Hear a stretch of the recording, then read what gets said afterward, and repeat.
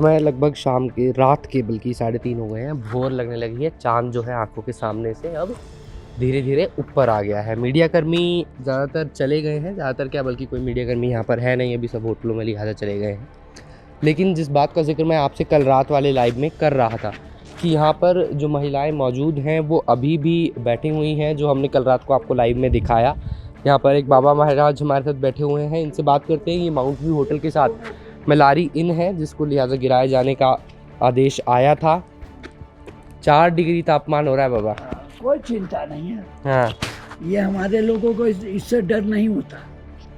हमें लोगों को तो डर केवल इतना ही है कि हमारी चुनी हुई सरकार हमने नीचे भी बैठा ली, ऊपर भी बैठा ली, और बैठाने के बाद वो हमारी सरकार हम लोगों को जोशीमठ में इस तरीके से बुरा व्यवहार कर रही है। ये ऐसा व्यवहार जो कर रही है उसका परिणाम भी उसको देखने को मिलेगा कि कहाँ पे अब ऊपर हो और कहाँ पे तुम नीचे हो। अब तुम्हारी ज़मीन जो है ना पूरे भारत से ख़त्म होने का नंबर आ गया, यही जोशीमठ से। तो कब तक आप लोग ऐसे बैठे रहेंगे इधर? हम क्या हम लोग बैठे रहेंगे। अभी 5 महीने यहीं पे बैठेंगे जब तक बद्रीनाथ का कपाट खुलेगा जी। हाँ, 2 महीने को हो रहा है, अभी 4 महीना हमारा और है। तो आप लोगों की मांग क्या है? क्या चाहते हैं आपकी? कोई आके पहले मिले या सीधा वहाँ से आदेश आ जाए तो भी? हमको आदेश हमारे को डायरेक्ट केवल ये घोषणा करे कि बद्रीनाथ का मुआवजा मिलना चाहिए। जैसे वहाँ पर मिला था बद्रीनाथ में, वैसे ही आप लोग यहाँ चाहते हैं? बस हमारी दूसरी शर्त नहीं है, समझे नहीं। और दूसरी शर्त हमारी है कि एक शर्त ये है कि जिसने लोन लिया है उसका टैक्स माफ होना चाहिए। वो तो चलिए खैर अलग मुद्दा हो गया। नहीं, क्योंकि ये मुद्दा ऐसा है कि ये आपदा शहर हो गया है। आपदा के पूर्व 1 रुपए की कमाई नहीं है। हम कैसे बच्चों को पालें, कैसे घर चलाएं और कहाँ से करें? रोजी रोजगार सब हमारे गए मर। जो ओली चलती थी तो 10-5 कमरे लग जाते थे, लोगों की दुकानें चल जाती थी। अब दुकानों में भी कुछ नहीं है और न कमरे में भी कहीं है। तो हमारे पेट में तो बुरी तरीके से लात पड़ चुकी है। तो सरकार को घोषणा करना चाहिए कि आपदा पे कुछ नहीं देखना है। जब तक हमका फैसला नहीं हुआ, उनका हमारा फैसला नहीं हुआ, जब तक हम यहाँ से हिलेंगे नहीं। तब तक आप यहीं पर हैं? फैसला सीधा ये कि इस मकान का जो मुआवजा आपका फिक्स कर दिया, मुआवजा होना चाहिए बद्रीनाथ के तर्ज पे।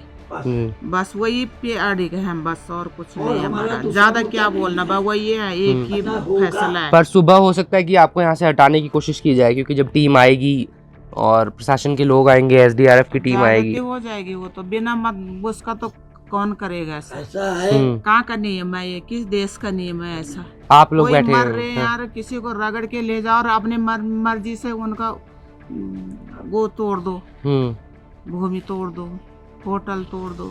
आप लोगों से अभी तक कोई भी नहीं आया है क्या प्रशासन की तरफ से? चाहे DM हो या कोई पुलिस अधिकारी, SDRF? कोई नहीं। उन्होंने तो उनको भेज रखा पुलिस वालों को। हमको कितना घसीटा इधर कल, पता नहीं आप लोगों को आने नहीं दिया। उन्होंने देख लेते वो, फिर तुमको आप देख लेते ना हमको घसीटते हुए, सबको हमको घसीटा इन्होंने इधर तक।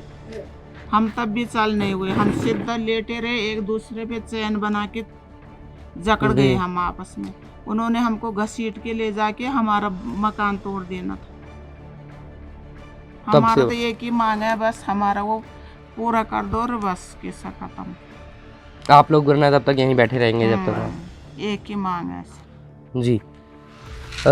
यहाँ पर जो मांग है वो वाजिब नज़र आती है, क्योंकि महिलाओं का कहना है कि उनकी रोजी का एकमात्र साधन ये होटल था, और जिनका नहीं भी था उनको उनके मकान का प्रॉपर वैल्यूएशन नहीं बताया गया प्रशासन द्वारा किसी भी व्यक्ति से।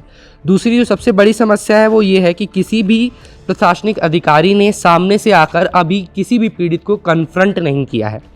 ये जो गैप नज़र आता है प्रशासनिक अधिकारी, मैनेजमेंट और यहाँ की जनता के बीच में, ये सबसे बड़ी इस वक्त समस्या बना हुआ है। क्योंकि जिन लोगों के मकान टूटे, आप पीछे देखिए यहाँ पे मशीन खड़ी हुई है। कल शाम को जब टीम आई, जैसा उन्होंने बताया आपको कि इनको यहाँ से हटाने का प्रयास किया गया, लेकिन ये लोग यहाँ से हटे नहीं। इनके मन में जो डर है, जिस डर के चलते अभी ये प्रोटेस्ट पर बैठे हुए हैं, वो डर यही है कि यहाँ से इन्हें हटा के मुआवजे का अमाउंट फिक्स किए बिना या किसी भी तरह का कोई कंपनसेशन फिक्स किए बिना इस मकान को या इस होटल को गिरा दिया जाएगा।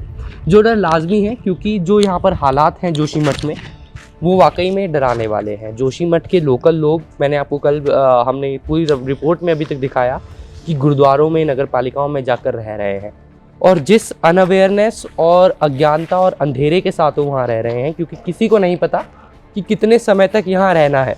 सबसे बड़ा कारण कि किसी भी प्रशासनिक अधिकारी ने आकर अभी तक कन्फ्रंट ही नहीं किया।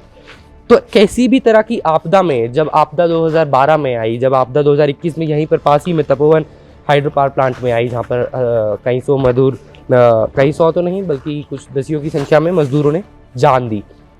लेकिन सबसे बड़ी समस्या जो इस पूरी रिपोर्ट में अभी तक जोशीमठ से निकल कर आई है, चाहे वो इसका क्या कहते हैं, डिसमेंटल करने की हो किसी भी बिल्डिंग को, या फिर इवैक्यूएशन की हो, या फिर किसी भी तरीके की कंपनसेशन की हो, सबका कारण एक यही नज़र आता है कि किसी भी प्रशासनिक अधिकारी द्वारा किसी भी तरह का कोई direct communication, direct confrontation victims के लिए नहीं सामने आया है अभी तक।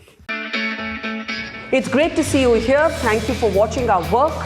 If you haven't subscribed yet, don't forget to click the bell icon and subscribe to Mojo Story and support independent, robust journalism.